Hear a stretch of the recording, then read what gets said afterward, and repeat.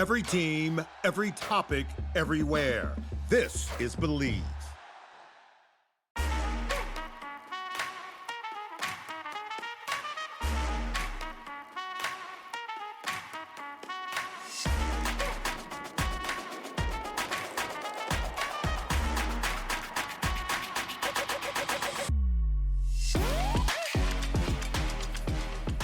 Hello, everybody, and welcome to another episode of Attack the Baseline, a WNBA podcast where every episode we attack our baseline knowledge of the WNBA. We're your hosts, John and Kristen Barber, and today we're back to talk about Night 1 of Season 2 of Unrivaled, the 3-on-3 women's basketball league that has taken the world by storm. Our favorite players are back in Miami, duking it out to see who this year's champion will be, and it was a blast of a day featuring all 8 Unrivaled teams going at it across basically a 10-hour span, and it was a lot of fun, and we've got a lot to talk about. But before we get into all of that goodness, Kristen, how are you today? Hello, I'm great. I'm definitely still on the Unrivaled high. Had a great day just thinking about it. It does seem like at least Shakira has come down with the flu. Yeah, right. First order of business. Shakira's sick. Aaliyah's hurt. Well, I'm thinking that a lot more people are about to get sick. Yeah, and Shakira played yesterday. So I'm really hoping that that's not the case. And that we don't see like mass sickness and games being canceled. There was one game canceled last year, the weekend we were there, and they made the best of it. It was like player signings. Players came out and signed stuff. Yeah. But this flu season has been really bad. It's been really bad. I'm really hoping for the best in that situation. Yeah, listeners, if you're out there listening to this and you're dealing with the flu, hope you feel better soon.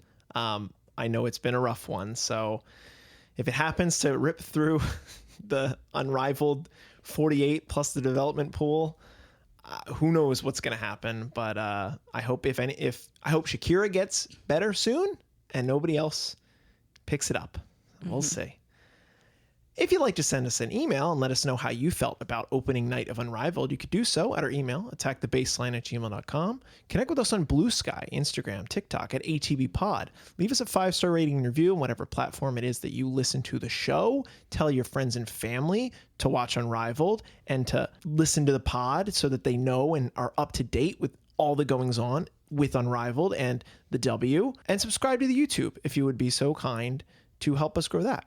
I want to say that my favorite thing, just off rip, because we're just talking about Unrivaled today, it was so nice to be back on Bluesky and see everybody so engaged, watching the games, talking about the games. Like, it really just sort of came back to life. And you remember, like, yeah, when there's meaningful women's basketball on, that's, obviously they're always talking about college, but when there's like professional women's basketball on, which is what we are more focused on, it's so lively on Bluesky. And it was a great time, just like actively chit-chatting during these games, and everyone's making jokes and having a great time. So like, definitely, if you haven't connected with us, really encourage you to check out the Bluesky, because we're going to do the best we can to stay up to date with every game, hopefully live, but things happen in life, but we will be busy on there. So definitely check us out. Yeah, it is still a shame that Unrivaled really has no presence on Bluesky. I know. Unrivaled itself. Yeah. Plenty of people talking about accounts. Oh yeah. Like, it's a very fun community on Bluesky. Really, like, I don't see any negativity at all. At least to nowhere close to the extent on Twitter. So Bluesky is fun. Yes. Totally agree. At least for Unrivaled. Yo, absolutely. Okay, so we have 4 games to talk about. Ultimately, were you okay with the day's schedule? You had enough time to watch everything? I mean, no, I It was hated it. annoying. It was so annoying. I was working. I couldn't watch the first two games. The first day back to work of like 2 weeks off when so many people had been off. I know. That's like really a horrible scheduling choice, I think. Yeah. I understand wanting to have all the teams play in this first day to kick it off because now like we don't have any games till Friday. Friday, right? Yeah, Friday. Because the normal schedule is Friday, Saturday, Sunday, Monday. Yeah, so it was just weird. Like, I couldn't watch those first games. I had to go back and watch them later, which was fine. That was easy to do. You could fast forward through all the commercials and everything, which was great. So quick. But no, I didn't love that scheduling choice. But luckily, they don't have any more games at 1 p.m., so Yes. we're good. Only primetime games, which is nice. We actually had the pleasure of going to a watch party in Stateside Live, which is this big bar down by the stadiums, hosted by Unrivaled in cooperation with Watch Party PHL, which we've talked about plenty of times on the pod. That was really fun. It was a nice little group of folks just watching the game on the big screen. It was cool to be around folks that were also so excited about it returning. So that was neat. Kristen, somebody from Unrivaled said, I'm taking behind the scenes pictures celebrating the girlies that are wearing their jerseys. And Kristen was wearing her AT Laces jersey. She was the only one in a jersey. Yeah, she was like, I'm going to take pictures of everyone wearing jerseys. It was only I was her. the only one. And so I kind of hope that photo does not show up anywhere. Yeah, but It wasn't keep a an eye great out. photo. The lighting wasn't very good. No, my face was like so red, but whatever. But if we see it, we'll let you know. Yeah. Okay, let's talk games. Let's start with the last game of the night because I think that was the most exciting. The Breeze Basketball Club versus the newly revamped Phantom Basketball Club. Breeze, obviously one of the two new franchises to Unrivaled this year, and the Phantom with some exciting new players in Kelsey Plum, in Kiki Iriafen, Aaliyah Boston. So I'll let you start. What was your first big takeaway? I mean, you can't discount this young Breeze squad. The youngest squad. People were doing that. Not me. Do I think they're going to win the championship? Probably not. But like they are going to put up really good fight this season. Obviously, the team led by Paige. She's just incredible. Immediately from the jump, she's so good. Some other rookies, I think, struggled a little bit, but Paige did not.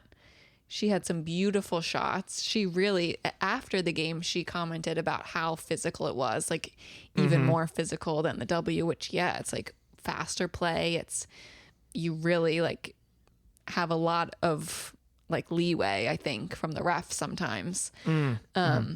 So it was very fast paced. It was a great performance by Paige and Rakia and Dominique. Ari McDonald, did something happen to her? She wasn't there at the end of the game. I don't think. Don't recall. I just thought she was not really in the rotation a ton. I mean, she didn't leave a huge fingerprint on the game. She missed every shot that she took. She only made a shot from the line. No, I don't recall her getting injured, but maybe it was a second half injury. Yeah, I don't know. Maybe I'll keep an eye on that. But very fun showing from the Breeze. It was hilarious. Cameron Brink wearing her face mask as preventative measure before her wedding. She said, I am not breaking my nose before my wedding. Smart. Yeah, that's Smart great. stuff. It's not that much coverage. So like she definitely could still break her nose. Obviously not hoping for that. No, of but course that's not. just like was funny. And the Phantom was kind of, upsetting a little bit, I think, because you have Satu, who's still not here. We have no word from Satu. Dana Evans didn't play. We don't know why, to my knowledge. It was a lower body injury. Some lower extremity was how it was detailed. Yeah. Not very detailed.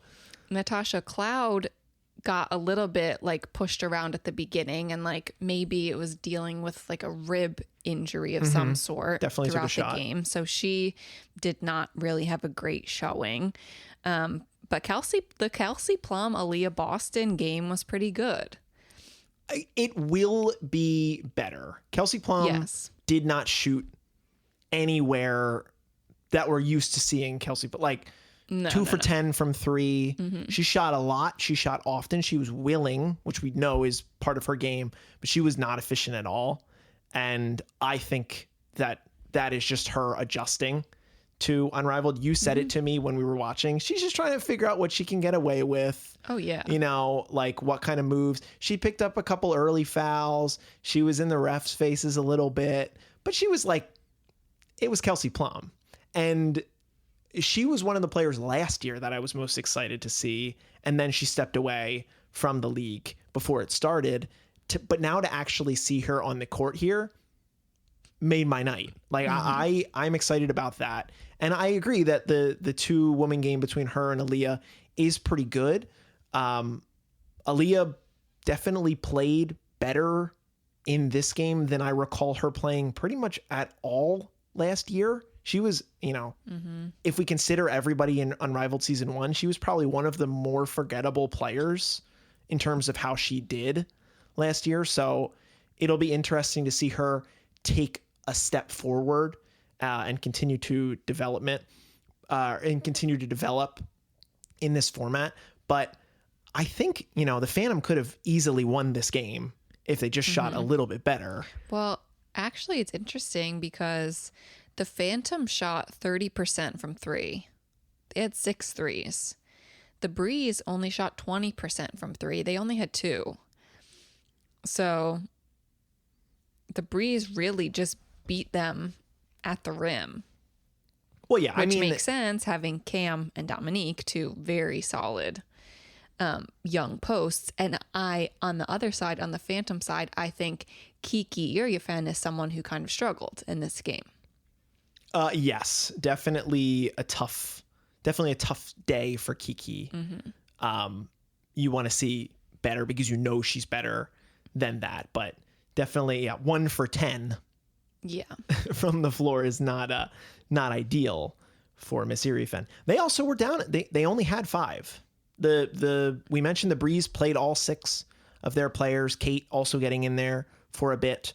But because of the Dana Evans situation, and obviously because of Sato, they only had 5 bodies. They can't just, I guess, quickly throw in a development squad when they haven't practiced with them.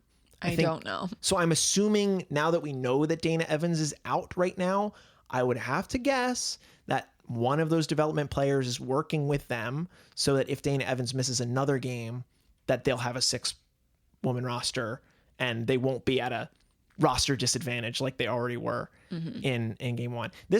There was a moment where, like, I mean, the Phantom were only 5 points away or 6 points away from winning the game. So like who's to say if, you know, one shot falls differently that we have a different result here. But yeah, you bring up a good point that people are going to doubt the Breeze because of their youth, but Noel Quinn, a very experienced coach. And I just think that Dominique, we're going to see an evolution of Dominique throughout this season of Unrivaled. Her very quickly shooting threes, like very willing to shoot threes, and she's going to dunk on somebody.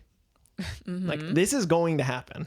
It just is. And her and Paige already have chemistry, which I guess is just like Paige's ability. She's so good with basically anyone that she plays with that it just looks like it's already a perfect fit for them.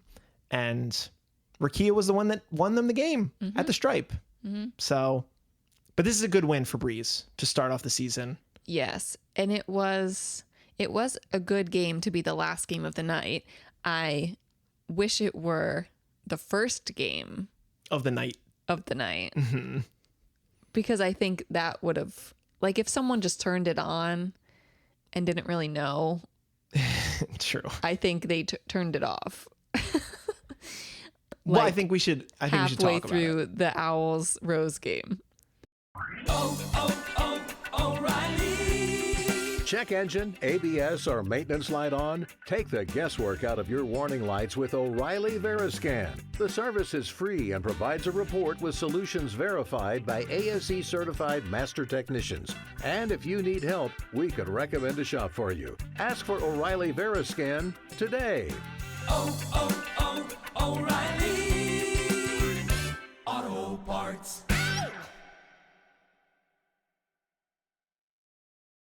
It's awesome. You're going to love it. I am I'm going to give it to you. Thank you. All right. Thanks for being here. Thank you.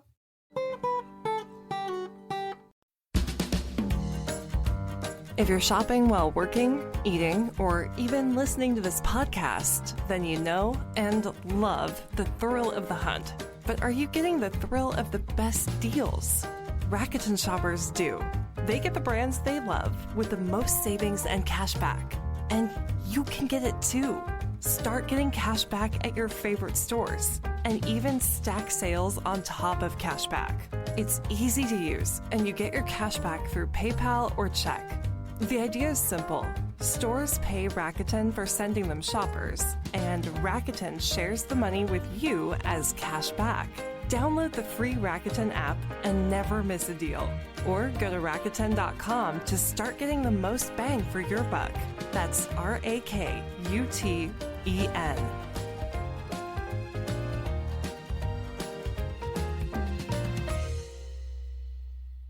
Thanks, Ashley, for being here. You are.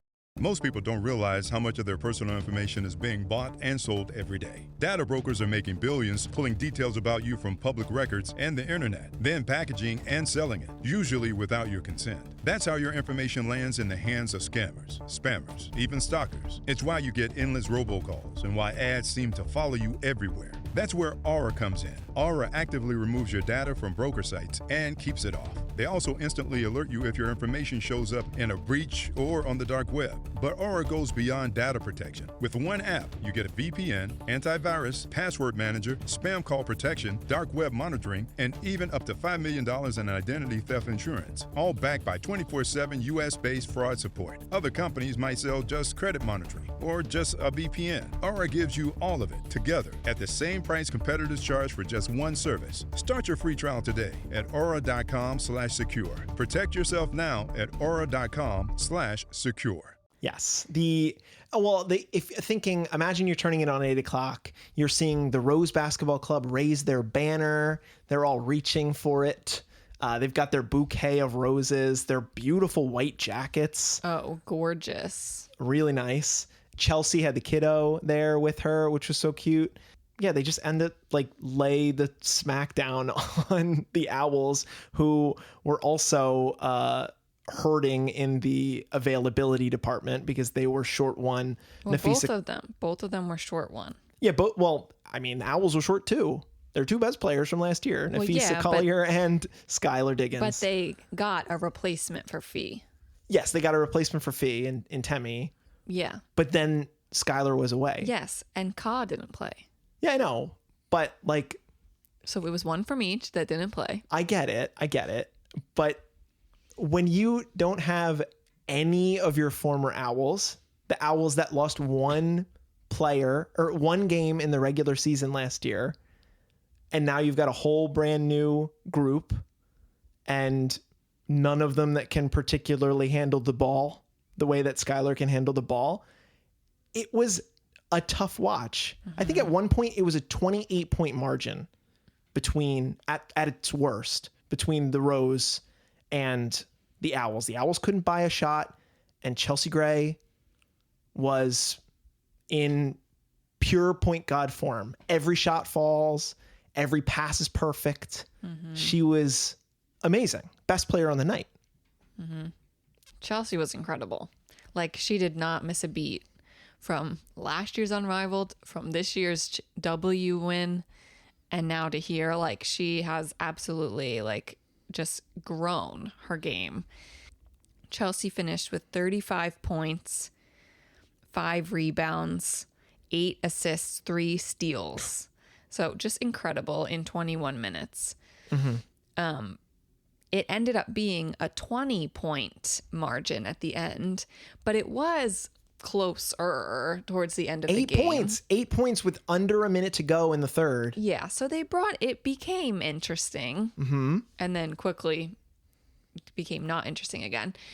So it was like a very good effort by Aaliyah Edwards and Marina Mabry. The two of them were like working together very well. They each had over 20 points. Marina was 1 for 12 from 3. 1 for 12 from 3. So that's rough, but she will get there. She will work on it. She is very new to Unrivaled. Like, even though she was on a team last year, she barely played because she was hurt. So a rough night for Marina. They had the momentum, and then Aaliyah Edwards hits her head on the basket. She falls and she gets hurt. And I think that just completely took the wind out of their sails. Yeah, like, what are you going to say? Marina loves to shoot. She doesn't always make her shots. She's going to make her shots. We've seen her have 7, 8, 9 threes in a game. She's uber talented. And her mid-range was kind of on. When they started roaring back, you were starting to see the mid-range fall. I think it just took her a while to find the basket. It took all of them a while to find the basket. They were just feeding Aaliyah, and Aaliyah was getting it done in the paint when she could.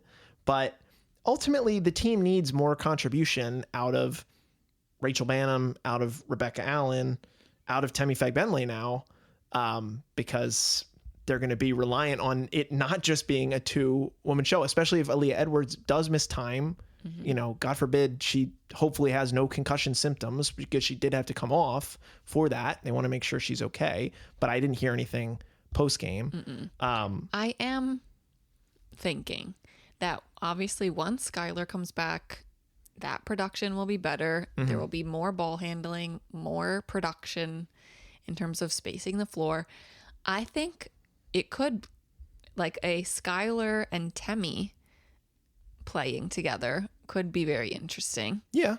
Especially if Aaliyah Edwards happens to miss time. I really hope that's not the case, but that could work out.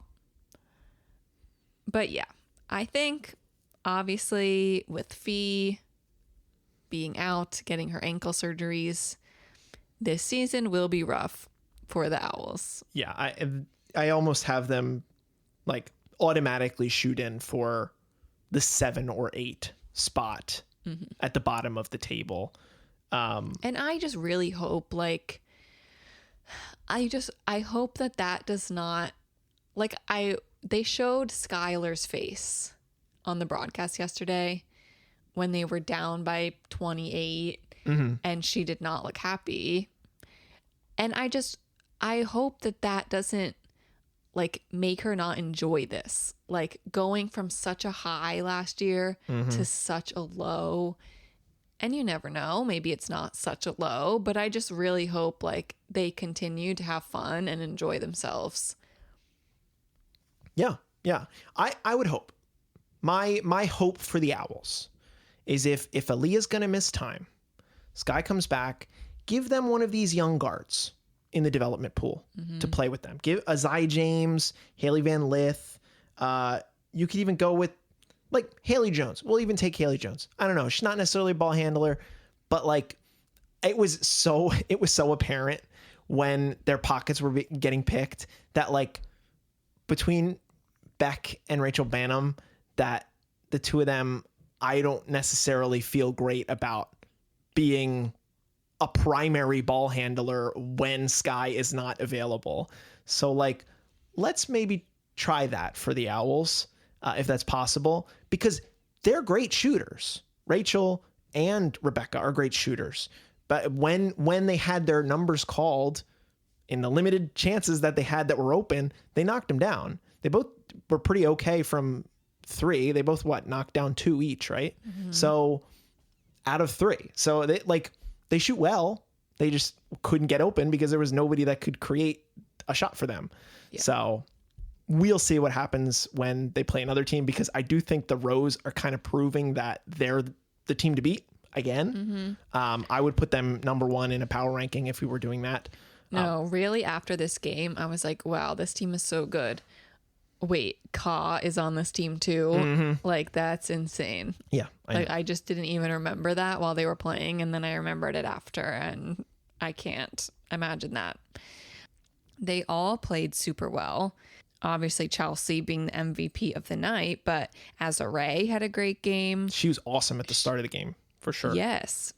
I guess she cooled down a little bit, but she's trying to shoot threes. Like, they are giving her space to do that. Yep. She shot, always has.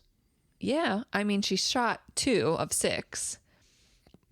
But if everyone else around her is going to be so productive and she wants to work on that, then like she has complete freedom to do that, I think. And that's amazing for her. Yeah. And Lexi Hall, she was all over the floor on the ground, always rolling on around. the floor. But she's tough, just a tough Yes. defensive, offensive side. Shug Sutton looked pretty okay. Like, that's what I'm talking about. They have Shug Sutton as a backup ball handler behind Chelsea. Right. What a gift. Because Shug can run an offense, make a shot, create a shot. So that was where the huge discrepancy was on the night. But, you know, congratulations are due for Rose, because it looks like they're, Nola Henry knows exactly what she's doing in season 2. And we'll see if they get back to the promised land. Let's talk about the early games now. Which one do you want to start with? We can start with Lace's vinyl. I think that was less interesting. It was definitely After low. halftime, yeah. It was definitely low scoring. The lowest scoring games of yesterday. Ryan Howard really struggled from the floor, from the 3-point line. De'Erica kind of struggled from just the field goal range. Court, I guess, was fine, 4 for 9. But just none of the vinyl had a standout game to me. No. I think they all were really getting back in the swing of it. And it's kind of like a carryover from last year, I feel like. Like, last year, the vinyl very much in my mind were, and I don't remember the standings, but to me, they felt very like a middle team. They're always going to be like, okay. Right. They could win a game any night. Right. But they're never going to be like have an outstanding performance. But then they ended up, in the finals last year. So I'm not discounting them at all. No. It just, they need to keep working on the chemistry, the plays. Like, Brittany Griner had played 2 minutes. Like, she did not get really any time playing. And I don't know if they're just trying out different plays and maybe they're going to incorporate her more in the future or what. So I'm interested in that. We'll see. Yeah. I mean, this team certainly can be good, certainly will be good at times during the season, just because of the amount of shot making that they have.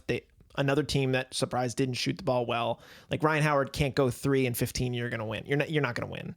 Like, she's your 1 or 2 offensive option. Not going to be the way. What I appreciated from seeing the vinyl here is that Erica Wheeler absolutely can play in this format.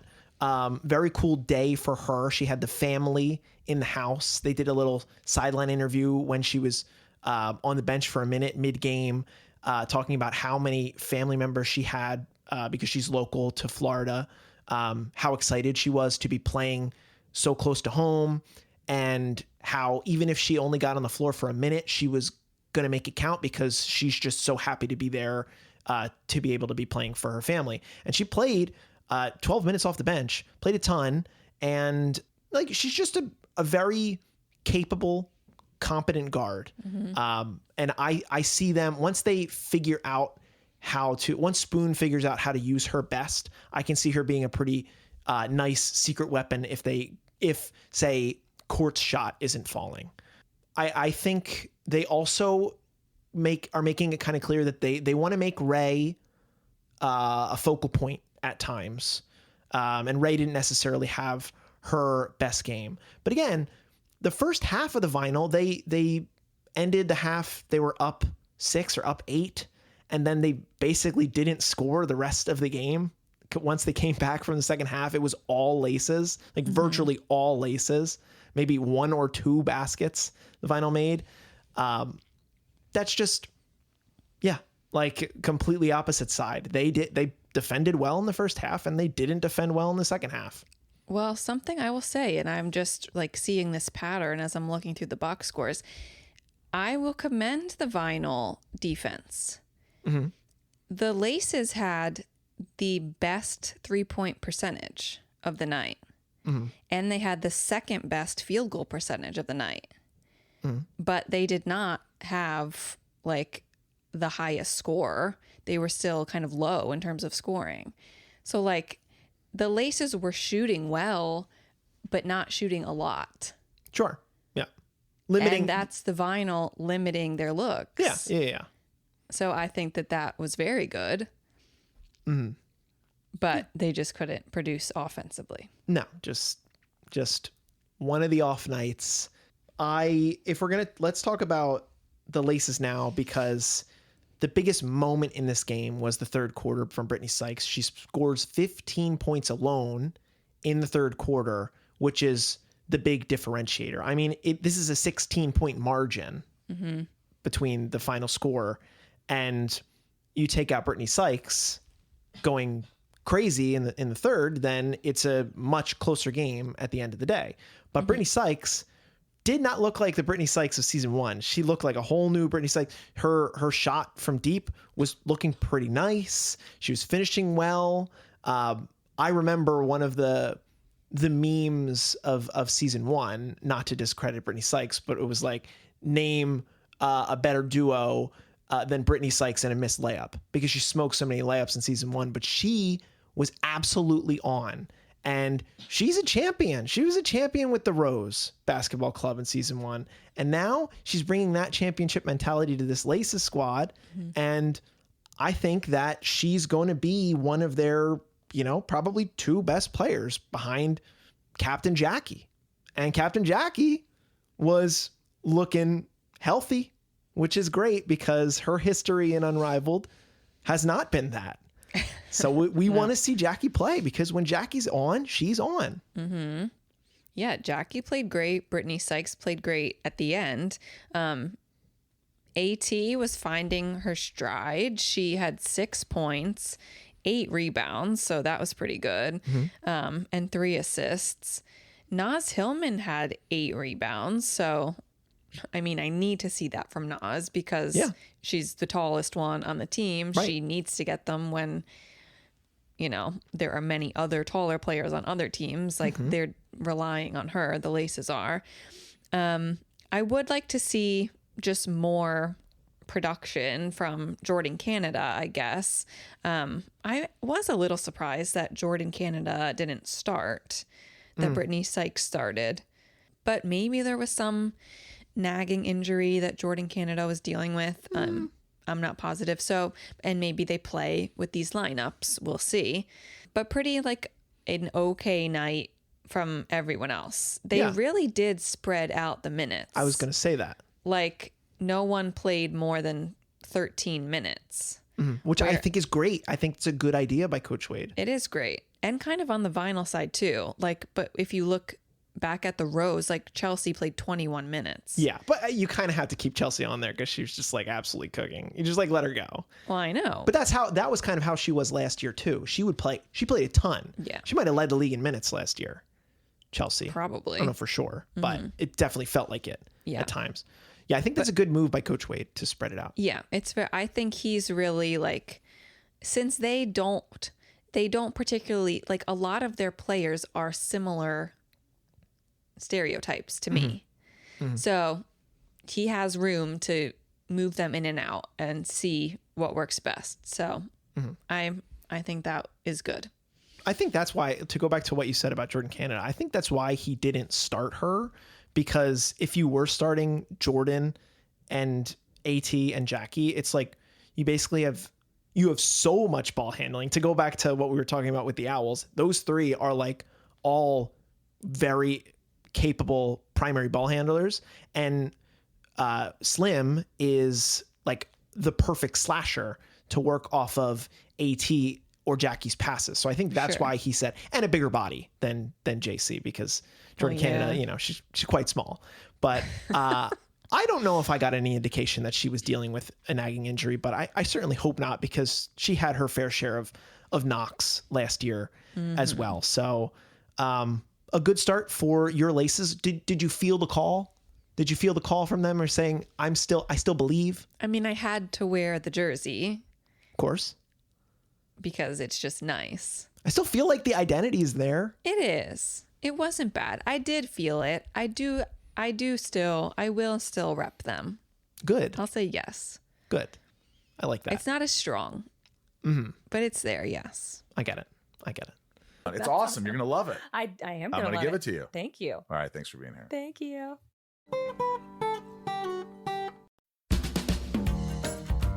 If you're shopping while working, eating, or even listening to this podcast, then you know and love the thrill of the hunt. But are you getting the thrill of the best deals? Rakuten shoppers do. They get the brands they love with the most savings and cash back. And you can get it too. Start getting cash back at your favorite stores and even stack sales on top of cash back. It's easy to use, and you get your cash back through PayPal or check. The idea is simple. Stores pay Rakuten for sending them shoppers, and Rakuten shares the money with you as cash back. Download the free Rakuten app and never miss a deal. Or go to Rakuten.com to start getting the most bang for your buck. That's RAKUTEN.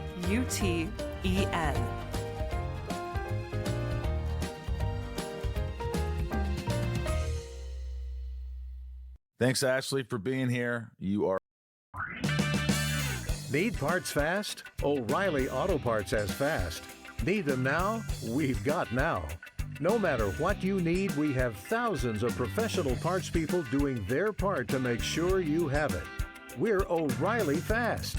Just one part that makes O'Reilly stand apart. The professional parts people. O'Reilly Auto Parts. Most people don't realize how much of their personal information is being bought and sold every day. Data brokers are making billions pulling details about you from public records and the internet, then packaging and selling it, usually without your consent. That's how your information lands in the hands of scammers, spammers, even stalkers. It's why you get endless robocalls and why ads seem to follow you everywhere. That's where Aura comes in. Aura actively removes your data from broker sites and keeps it off. They also instantly alert you if your information shows up in a breach or on the dark web. But Aura goes beyond data protection. With one app, you get a VPN, antivirus, password manager, spam call protection, dark web monitoring, and even up to $5 million in identity theft insurance, all backed by 24/7 US-based fraud support. Other companies might sell just credit monitoring or just a VPN. Aura gives you all of it together at the same price competitors charge for just one service. Start your free trial today at aura.com/secure. Protect yourself now at aura.com/secure.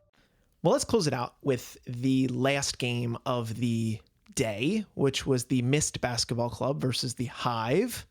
The Mist sort of took this one by the reins and came out with a big win, even though it did get a little close there in the third. I think there was a 6-point margin at one point. But we saw the Unrivaled debut of Veronica Burton, who, surprise, surprise, after just winning FIBA 3-on-3, she looks like she's perfectly capable of handling herself in this format. And she was doing it with her FIBA co-star, Alicia Gray, who, now that she's not an Owl, is looking like she's going to be the number one option for this Mist club. Even though I know it's Stewie's. Stewie is the lone holdover from last year's Mist team, but Alicia Gray, not surprising to me, was incredible. Yeah. I think this Mist team really met my expectations and exceeded them. I thought they all looked really good together. And I just think that they have a lot of ways that they can beat you, because Alana Smith, she looked great in this format too. And you don't even need Stewie to go crazy for this team to win just because of the nature of those other three. Plus, Arike played well too. This is like the best I've seen her play in Unrivaled. I'm like, oh, now that Arike doesn't need to be the, one of your 1-2 punches in your main offensive, like when she was on the vinyl, she was expected to be one of these top players for vinyl. She can just be like some extra seasoning, some extra spice, a little razzle dazzle whenever you need her. That's going to be great for this Miss Club. Well, Arike played the most minutes. But she didn't start. It's weird to me. She didn't start. Right. But I That's think shocking. she was playing so well, you kind of had to let her go. I know. Yeah, Arike, they all played great. Even Lee, who like only had 3 points, I think she was really playing well. Like she had some, missteps here or there, but she was like really in it, like really trying to get blocks, trying to get the rebounds. Like I think Lee is going to grow for sure on this team. I hope so. I know that like in our group chat, there was a little bit of a concern that like we worry that Lee might lose some playing time. Yeah, she had a big block early in this game. Lan had 5 blocks. Now that's what I'm talking about. Yeah. I mean, Lan is definitely more athletic than Lee. Sure. So like I understand that you're going to rely on Lan. But like But there will be nights where Lan doesn't have it and you're going to want Lee to do it. I love that Lee can be on this team to learn from Yes. Lan. Yes. I think Lan is a great person for her to learn from. Yes. But yeah, great club. I love this team. I don't know when the Mist play the Rose, but that's what I'm going to be looking out for. That'll be one to watch. We can look at the I don't know. schedule. I glossed over it, but like Stewie hit the game winner. Stewie looked pretty regular. I mean, 5 for 10 from the floor. She couldn't hit a 3, Solid. but pretty decent. Pretty decent from Stewie now that she's back and healthy. When she doesn't have to be the primary offensive Yes. person. That works out better. Yeah. Then she can just freelance, Right. do what she needs to do. Obviously incredibly capable in all aspects of the game.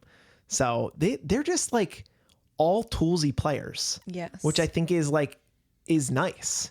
I can see the narrative where each of these players has like their night where they have like a Chelsea Gray level night.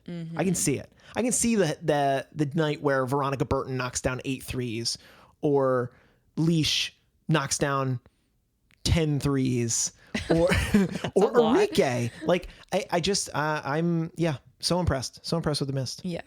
The Hive tried their best. Yes. The other young team, the other new team to Unrivaled. Yeah.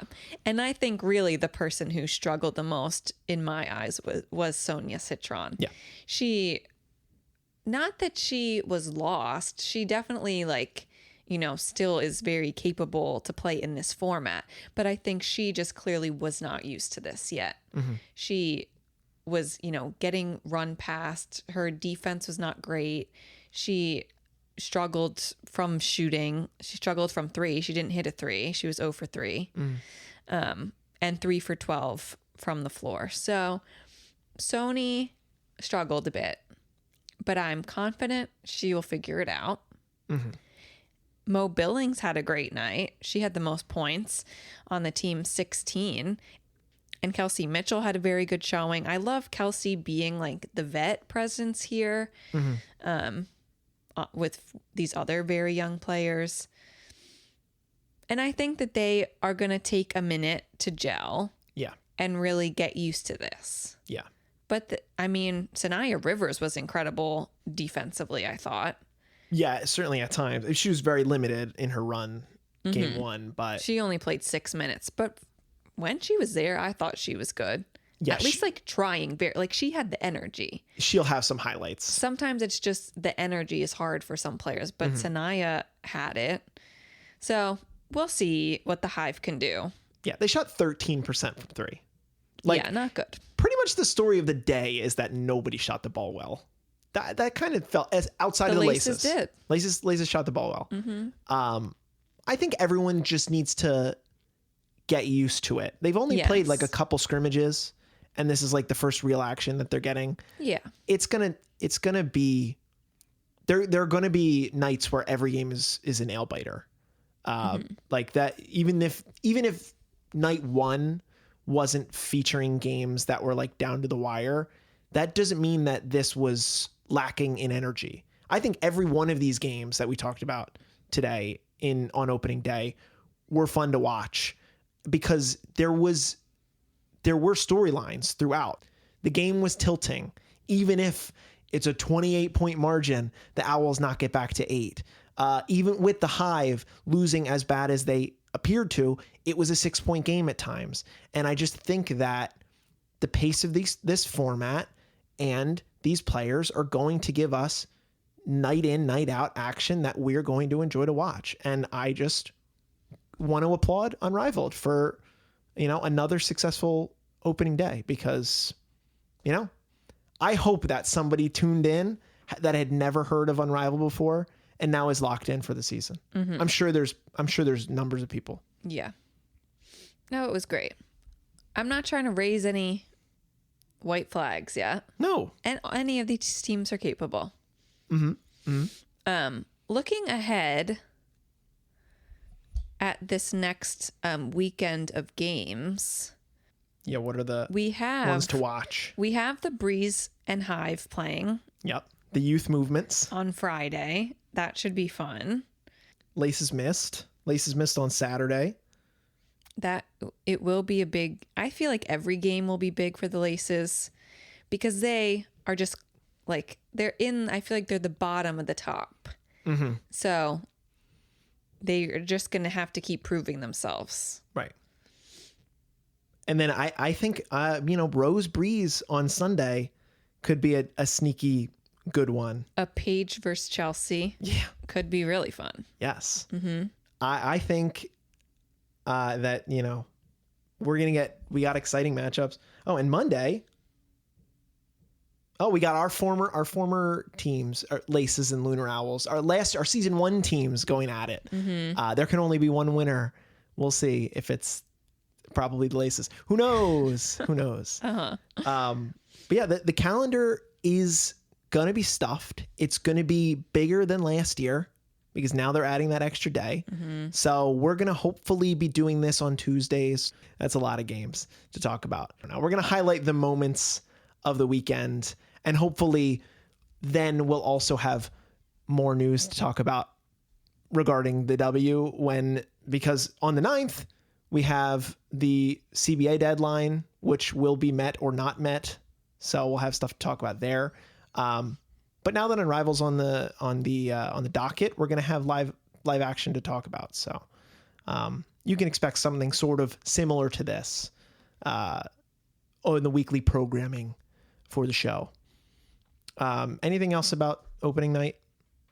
No, very fun. Loved it. Can't wait for Philly is Unrivaled. Yes, cannot wait. If you haven't gotten your tickets, you should come. It'll be fun. Yes, it's going to be a blast. And I don't know if we probably did. We are going to Miami the weekend of January 23rd, if anyone's going to be there. Yeah, so if you're listening to this and you're also planning on being down there, hit us up, send us an email, attackthebaseline@gmail.com, send us a DM on Bluesky. We'll be there. Would be cool to meet up if anybody's down there and hoping to catch some women's basketball together.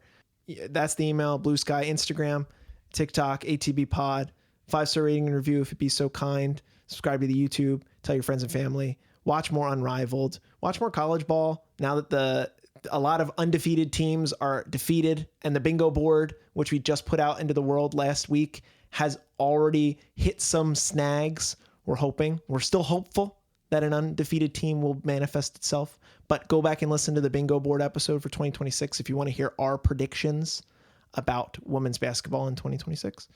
And I think that's going to do it for this episode of Attack the Baseline. Kristen, I'm staring at the baseline. What are we going to do?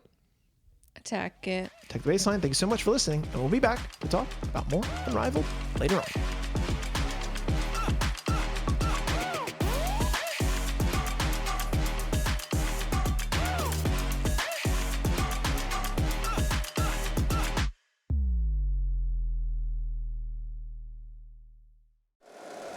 If you like the show, please take a moment to rate, review, and subscribe. It really does help the show to grow.